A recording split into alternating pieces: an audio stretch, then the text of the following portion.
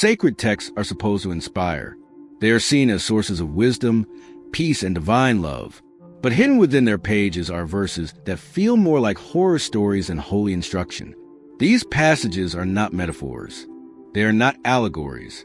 They are moments of violence, silence, punishment, and fear, carried out not by demons or villains, but by God, angels, or beings acting in his name. This is not the darkness outside religion. It is the darkness inside it. And that makes it more unsettling. In these stories, people are punished without warning. They are struck down for speaking carelessly. They are killed not for what they did, but for what they were about to do. These aren't just lessons. They're warnings. And sometimes they're reminders that sacred doesn't always mean safe. If you're drawn to the hidden edges of Scripture, the verses we don't hear in sermons, this video is for you. Because tonight we open the pages and find judgment staring back. The prophet Elisha is walking alone, heading toward Bethel. He has just succeeded Elijah, the great prophet who was taken into heaven in a whirlwind. Elisha now carries his mantle. He is no longer a disciple, but a vessel of divine authority. Then it happens. A group of boys, the text says young lads, possibly teenagers, see him from a distance. They begin mocking him. "Go up, Baldy," they shout. "Go up like Elijah."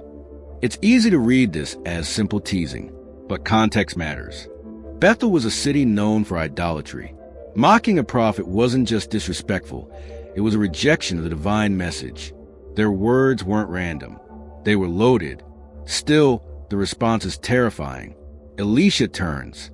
He does not argue. He does not teach. He curses them in the name of the Lord. And immediately, 2 she-bears come out of the woods. They attack. They maul. They kill. Not 1 or 2, but 42.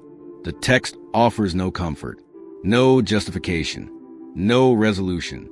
There's no moral attached, just silence. The story ends, and Elisha continues on his way. What do we make of this? In a modern moral framework, the reaction seems grotesque, disproportionate. But in the biblical worldview, prophets are not merely men. They are extensions of divine will. To mock the prophet is to mock the authority of God. And sometimes, God answers mockery not with words, but with blood. This is not a story of mercy. It is a story of consequence. And in it, the line between reverence and ruin is razor thin.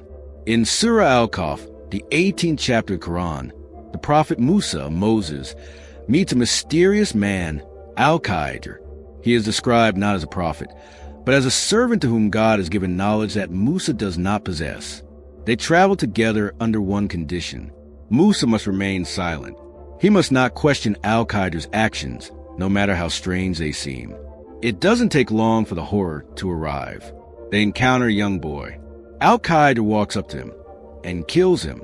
No confrontation, no accusation, just a calm, deliberate act. Musa is horrified. He cannot remain silent.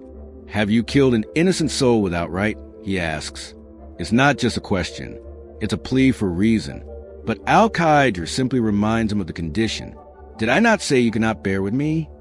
Only at the end of their journey does Al-Qaidr explain.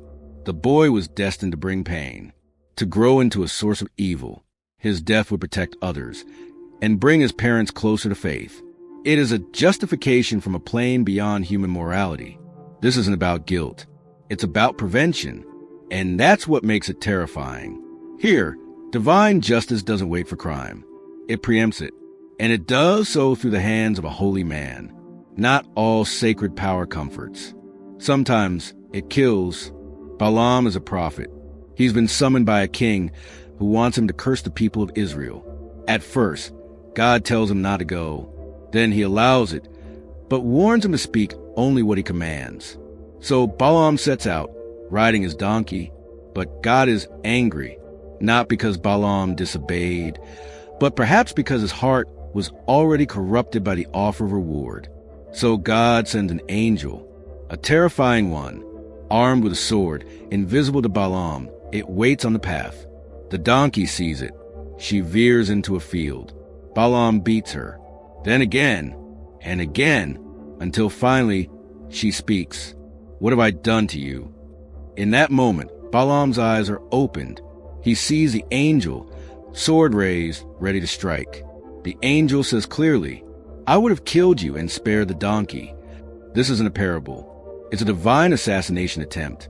And what's most disturbing is who the target is. A prophet, someone chosen, someone blessed.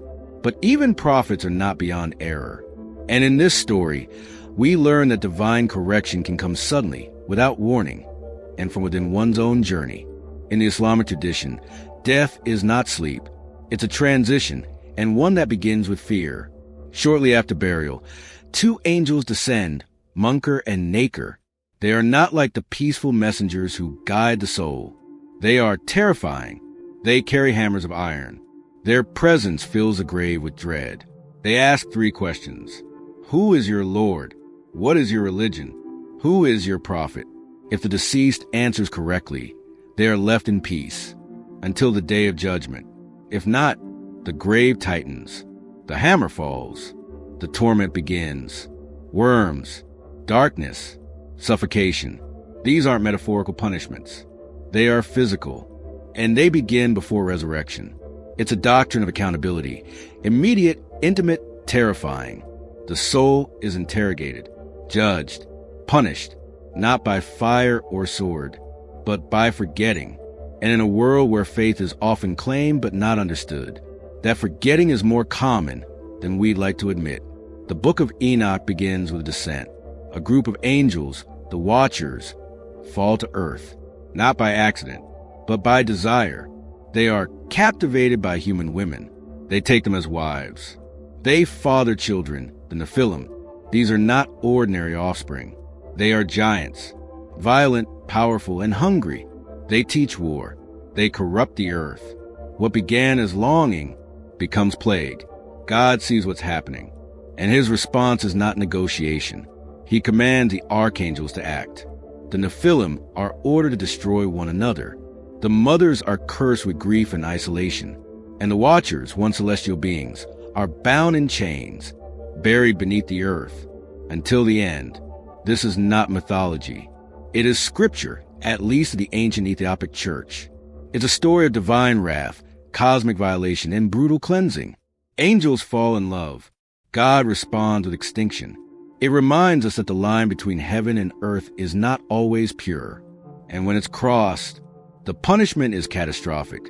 These stories disturb us not because they are foreign, but because they are sacred. They come not from horror films or mythological epics, but from holy books. They force us to confront a side of divinity that is rarely discussed. A side that is not just love and mercy, but also wrath, mystery, and unimaginable power. Here, God is not just a healer.